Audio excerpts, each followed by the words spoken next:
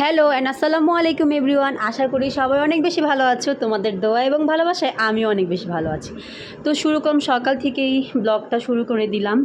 তো আমার হাজব্যান্ড হচ্ছে অফিসে চলে গেছে, তো দেখতেই পাচ্ছ আমি হচ্ছে আকাশের ভিউ নিচ্ছি। আমি সবসময় আকাশের ভিউ নিই, কারণ আকাশ আমার অনেক বেশি ভালো লাগে। দেন একটু রেডি হয়ে নিচ্ছি, কোথায় যেন যাচ্ছিলাম আসলে মনে নাই, কোথাও হয়তো বা যাচ্ছিলাম, এর জন্য রেডি হয়ে নিছি। তো দেখতেই পাচ্ছ অ্যাজ ইউজুয়াল ঢং আমার শুরু। তো যাই হোক, এই তো দেখতে পাচ্ছ স্ক্রিনে যে পিচ্চিটা, সেই পিচ্চিটা হচ্ছে আমার মা।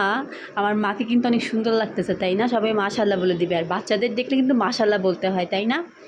যাই হোক, তারপর হচ্ছে বাসায় ফুপু চলে আসছে। এই যে আমার একমাত্র ফুপু, আমার জান এইটা। তো সবাই আমার ফুপুর জন্য অনেক বেশি দোয়া করবা। আমার ফুপু কিন্তু অনেক অসুস্থ। তো যাই হোক, তারপর বিকেলের দিকে হচ্ছে আমার হাজব্যান্ড আমাকে প্র্যাকটিক্যাল করে দিচ্ছে।